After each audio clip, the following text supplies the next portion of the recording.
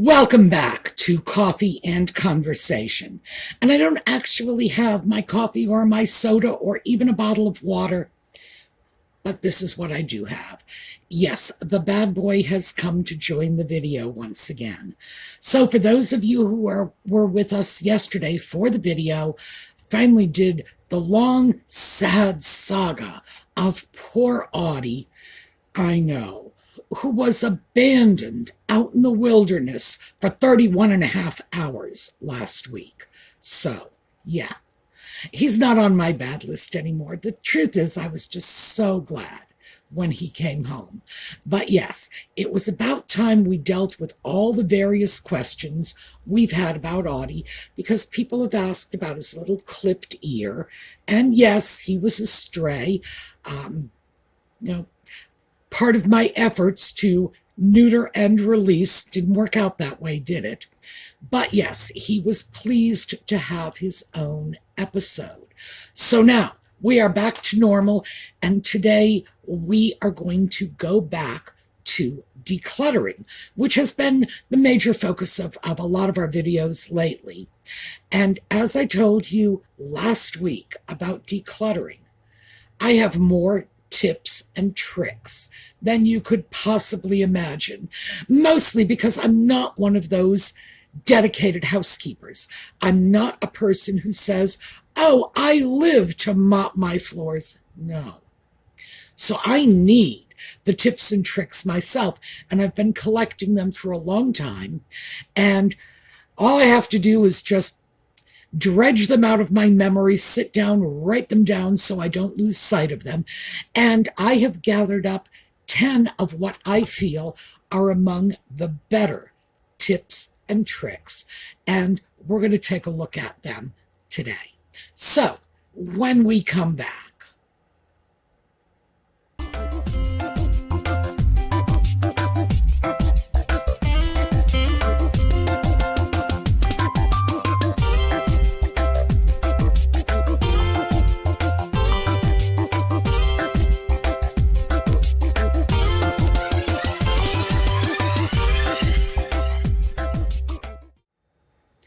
so, as I mentioned before we broke for the intro, I have put together a list. Today, we're just going to deal with 10 of them, mostly because I imagine we could come up with hundreds of them, but we'd be here all week. So these are 10 that I consider to be among the most useful. And I've organized them into general kind of categories. Some of them involve changing our attitudes about our stuff. Some of them are actually real hardcore tips and techniques for getting the job done. So let's just break right into this with the first broad category, which I have labeled cost is more than just money. So, number one, stop saving things just in case. And we all have them. I am really bad because I've moved many, many times in my life. So I will have something and say, well, I can't use it here, but maybe I'll use it next time. Well, at this point in my life, I am 70 years old. It's not likely I will be moving anywhere. And if I end up moving somewhere, it's probably because they've finally gotten wise and committed me to a home. So for me, that's one I really, really need to work on. But we all have things like this. It's like everything from, right here. I've been working on this box. Charging cords. If you have it, I've got a charging cord for it. I probably have the connection cable for your 1980 Atari video game. Cell phones.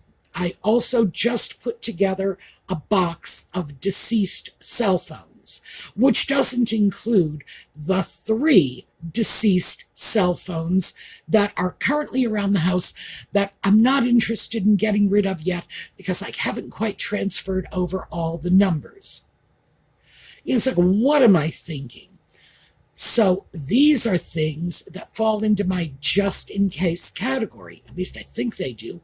Why else would I be saving these out of date cell phones that, in fact, I don't even think the modern technology supports them anymore? Not to mention the separate bag of extra cell phone batteries I keep. I am just in case gone wild. And that's something that it's a real bugbear for me, because I fall into this category all the time. Don't throw it away. It might have a value. We might need it later. And like I say, it's a difficult one for me. Might be for some of you as well. So rule number 2, here we go. This is the one that saves your butt from number 1, which is, you have to tell yourself, you can buy it again. No matter what it is, no matter how important you think it is, no matter how scarce, how valuable, how much you're going to need it, you can always buy it again. If it's been sitting in a drawer for a year, 2 years, the cell phone's probably 10 years for some of them, I think. It's time for them to go. If old flip phones ever become fashionable again, I can go out and get one. What do I need with those? So that is number 2.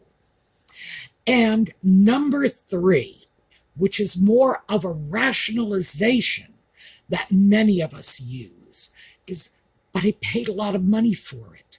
That money is already gone. It's already paid for.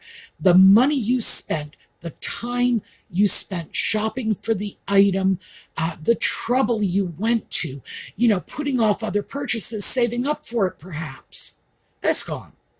You're never getting that time or that money back. If you still believe it has a value, list it on eBay. By the way, that's one of the great ways to check on whether or not your stuff actually does have a value. Put it out there and see if anybody bids on it. If they don't bid on it, well, then maybe that is the universe, or at least the universe shopping on eBay, that is sending you a message. Listen to it.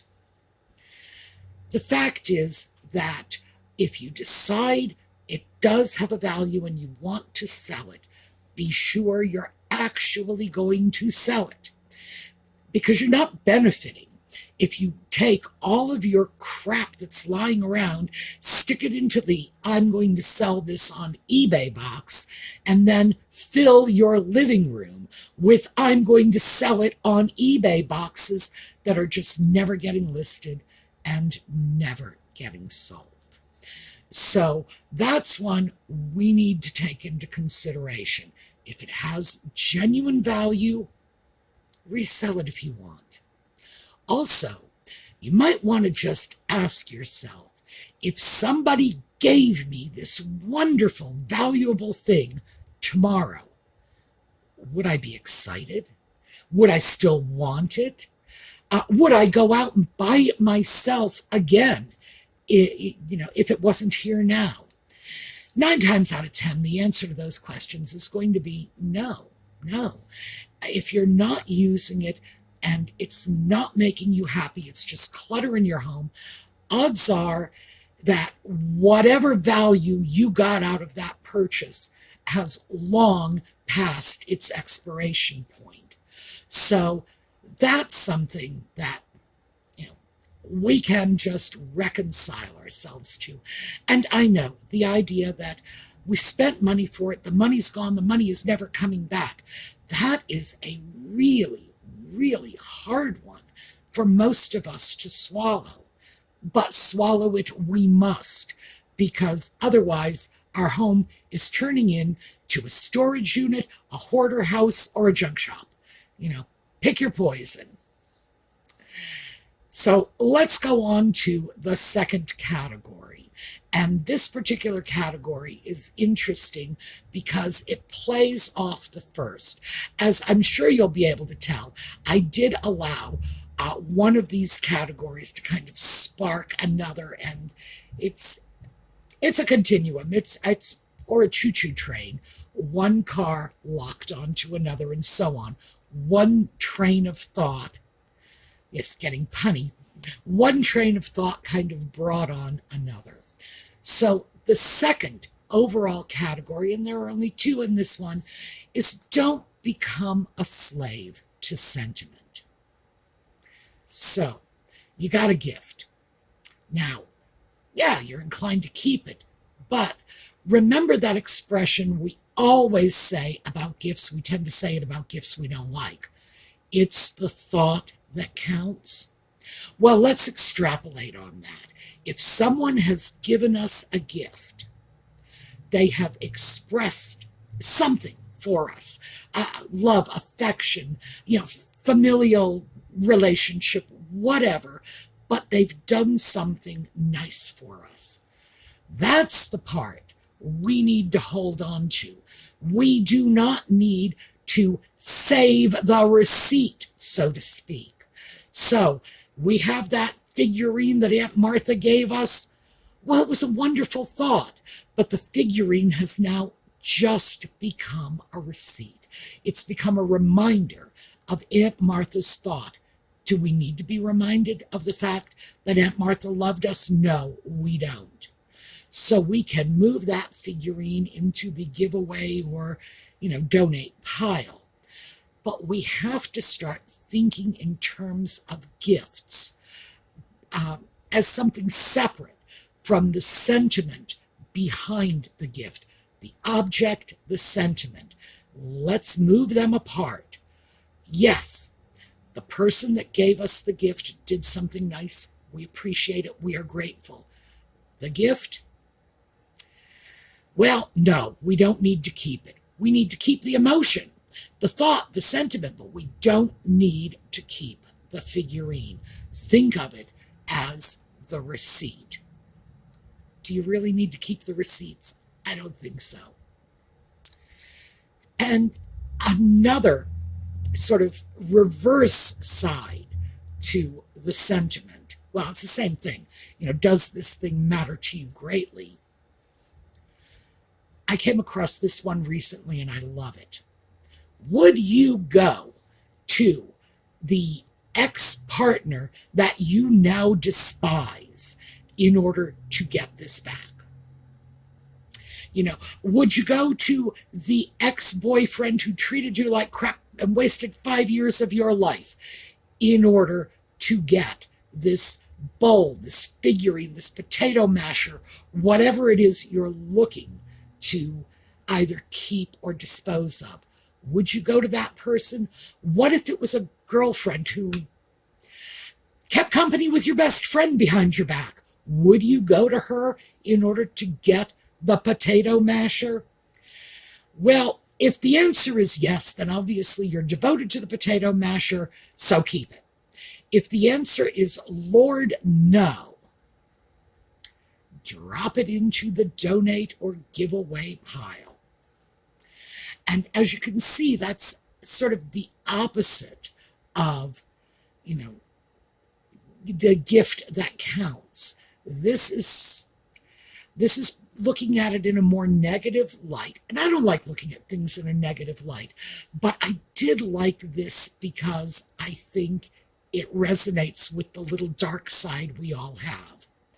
Would you do something very unpleasant in order to keep this? So, yeah, I think that might work for some of us. Next up is the category of less is more.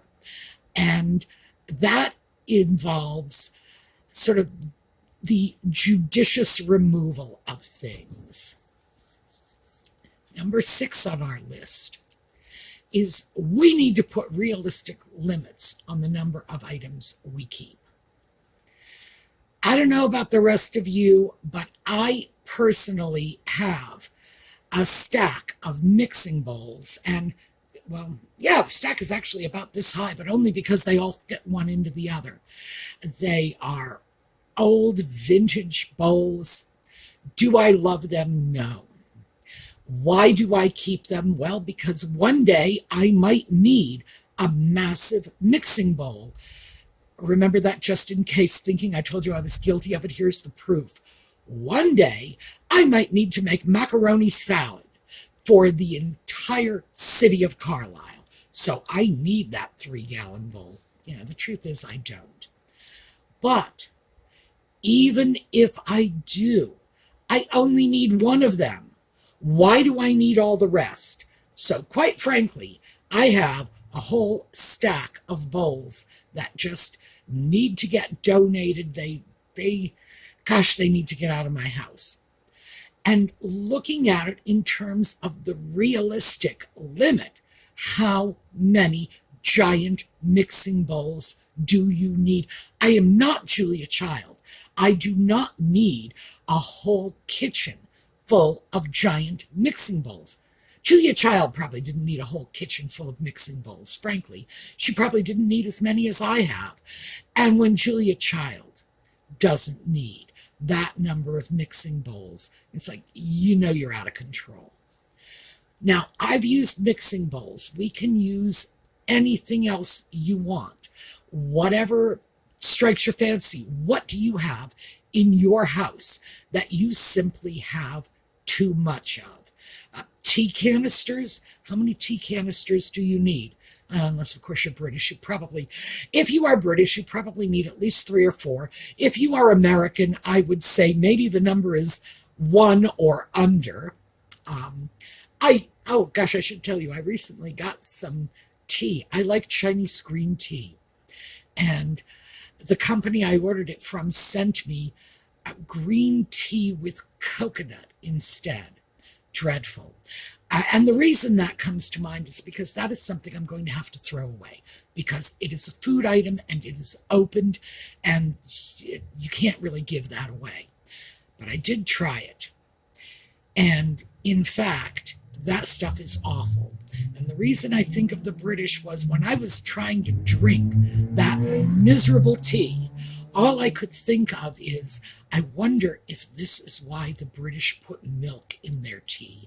Because that tea was so bad, it was almost enough to tempt me to put milk in it. It's like, geez, do they drink terrible tea? I don't know. But yeah, so that's where my mind went, and that's why tea comes to mind. So yes, I know. There was more than you wanted to know about what's going on in the rat's nest up here. You all have your own little out of control stuff bits. I have a lot of them. Mixing bowls are just one that comes to mind. In general, I tend to think in terms of more is more, not less is more. So it can be hard for me to limit myself to just a few of the things that I use the most. But I got to work on it. That's where I need to put some effort. And number 7, in order to achieve that, here is a concrete tip. Take whatever it is you want to reduce and lay it out in front of you. I will end up laying those bowls out on the counter and then reduce it by 10%. If you have 10 bowls, eliminate 1. That's all, just 10%.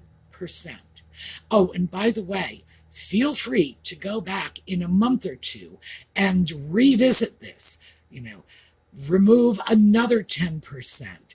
And eventually, I don't know about you, but I'm probably going to end up with an appropriate number of mixing bowls. I should probably do that going in. But if I have trouble, I have this reduce by 10% rule to help me out. So that's one of the concrete ones. You can do this with anything.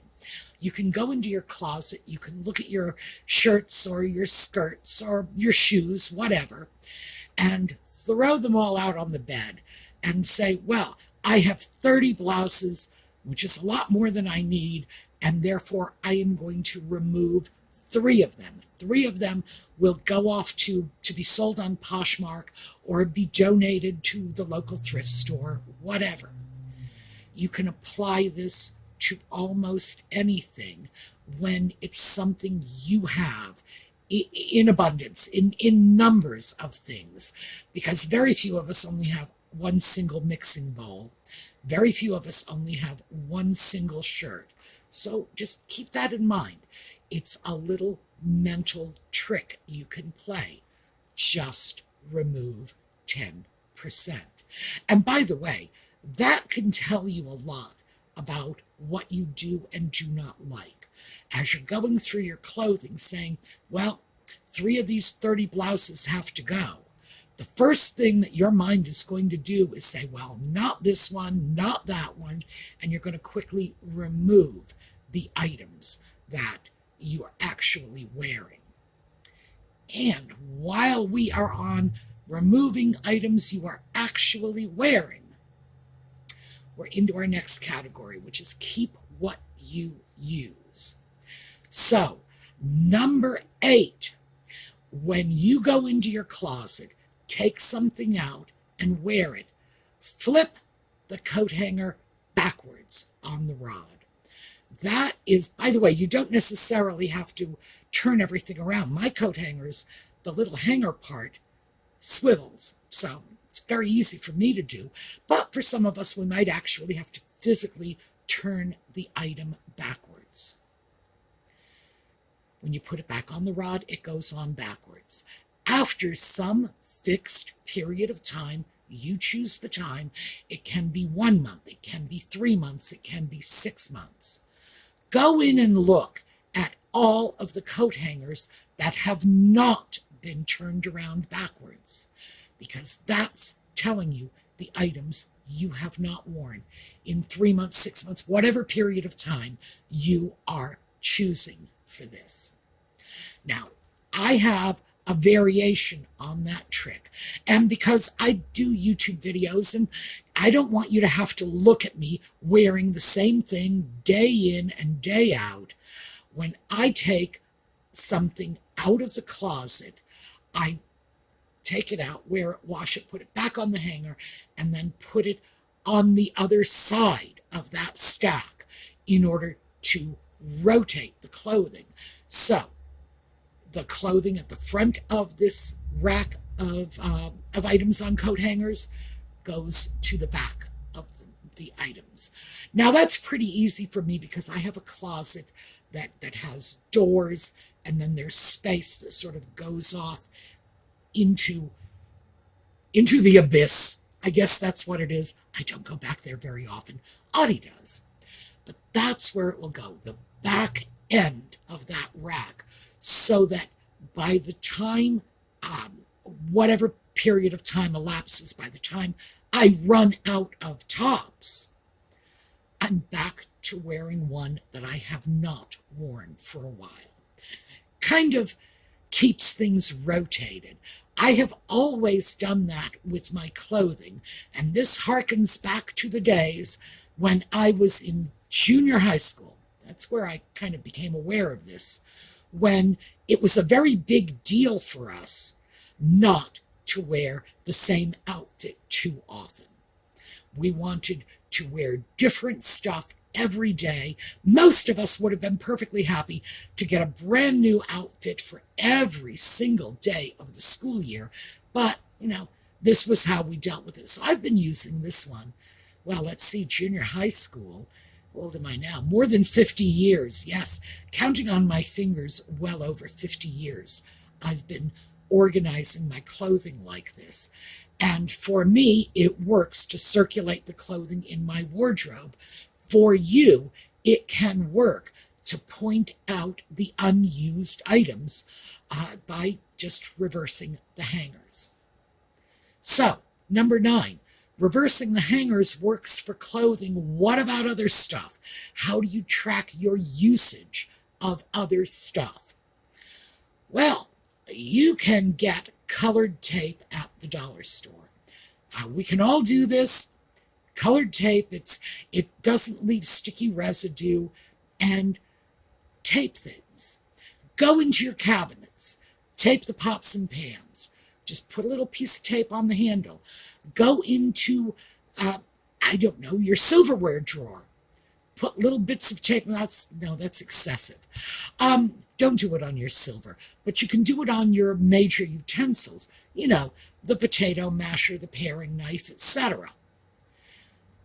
Little piece of tape. You can do this in your kitchen cabinets as well. Stick a piece of tape on it. And then, after a period of time, you choose the period of time. That's your choice. A month, 3 months, 6 months. Go back and look at the leftover tape.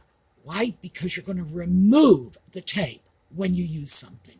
You grab a pan, it's got tape on it, bang, tape is gone. Pan gets put back with no tape.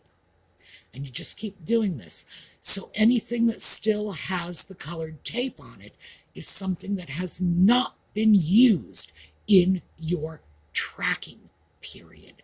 It's actually a remarkably easy and versatile way to do things, because you can do this on the tools in your garden shed. You can do it on your shoe boxes, anything.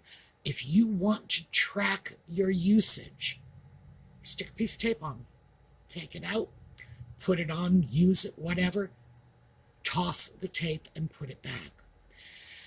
I think that one is probably something I am going to incorporate into my own little universe here, because I would like to know, what is it I am using? What am I not using? Help me figure it out. And that goes into number 10. Number 10 is my favorite. This has been my go-to decluttering rule since around 1980, when I first became aware of it. I call it my 6-month $10 rule. So, and the reason for that is how I learned it. This was one I picked up from like one of those professional cleaning gurus. Today, minimalists have a similar strategy. They call theirs 90 days, 90 days. So we'll start with the minimalist, because then we're going to go on to my favorite. The minimalists say, if you haven't used it in 90 days and do not believe you're going to use it in the next 90 days, get rid of it. Good advice. You know why? It covers that 6-month period. So, the 6-month $10 rule. If you haven't used it in 6 months and it cost you less than $10, goodbye.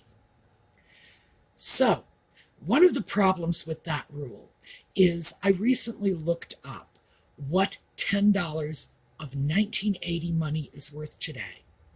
And today it's worth $37.20. Yeah. I have a whole host of things in my home that cost less than $37 that I don't intend to get rid of. So I am going to stick to 6 months, $10.